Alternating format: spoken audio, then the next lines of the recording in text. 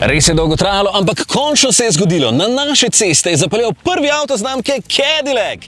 Res da je cena kar konkretna, ker so dali na uvoz še 254% carine, ampak ziher se bo našlo nekaj kupcev. Čak, kaj pa ti blebetaš v bistvu? Ja, Cadillac, ne? A te zanima cena? Drugače je to Geely, saj smo imeli že kakšen njihov avto na testu. Ja. Dobro, ko pa bolje zdelam sploh tu? Zapravljaš moj cajt, daj, pejt.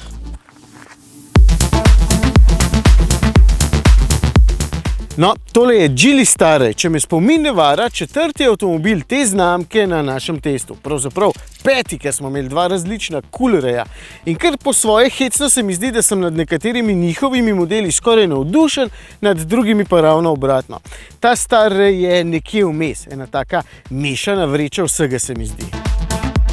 Za pogled mi je v bistvu zelo všeč, še posebej spredaj, kjer izgleda res kot kakšen nastopaški ameriški križanec.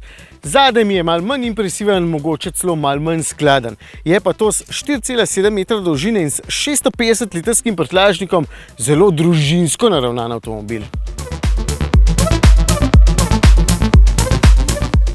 Tudi znotraj človek težko ostane ravnodušen. Materiali so namreč zelo dobri, izdelava ravno tako, ker med vožnjo nobena stvar ne zaškripa, ta zaslon je velik in sodoben, stikal na volanu je v bistvu dovolj in odlagališče ravno tako.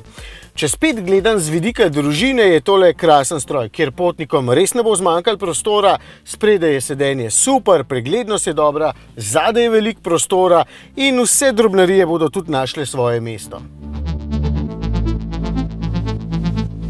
Potem sem se malo bolj posvetil malenkostim in ugotovil, da je v bistvu osnova tega avtomobila že kar malo zastarela, kar v pozitivnem smislu pomeni, da ni treba izklapljati tečnih sistemov, ker nekaterih ta avto v bistvu sploh nima, no recimo sistem Lane Assist pa po izklopu ostane izklopljen za vekomaj.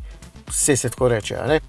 V negativnem smislu je pa kar nekaj zadev, ki me dejansko motijo. Radio recimo ne pozna digitalnega DAB in niti ne zna izpisati imena radijskih postaj, zato se moram znajti med frekvencami in jasno se ne znajdem. Vsakič, ko se usedem vam, moram na novo aktivirati povezavo s telefonom, ker se samodejno pač ne poveže. Android avto je pa temu avto tudi enigma.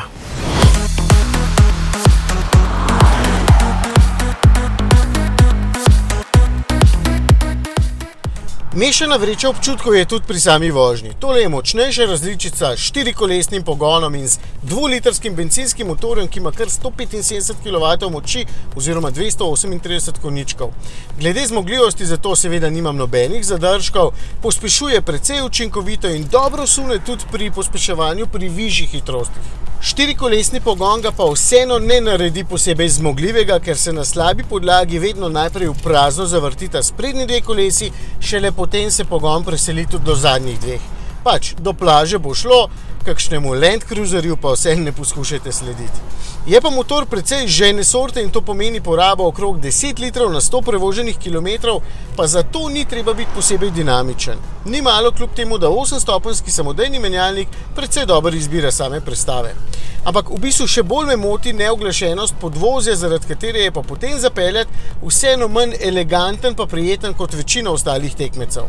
Včasih se prav nerodno ziba v stran ali pa kima brez potrebe, krmiljenje samo po sebi je sicer dovolj dobro, ampak kot celota vseeno zahteva še nekaj inženirskega nastavljanja, da bo potem prijeten. No, tudi tempomat je hecen in cuka, ali pa se včasih sploh noče vklopiti. Če vam je vseeno za porabo in če vas ne moti, da je zapeljati vseeno manj prijeten pa manj enostaven kot sicer dražji tekmeci, potem boste z njim zadovoljni. V bistvu precej dober izgledamo, ogromno prostora, tudi kar dober gre, pa še zelo poseben je. Jasno, če pa Cadillac. Sej ne, Geely je, Starray.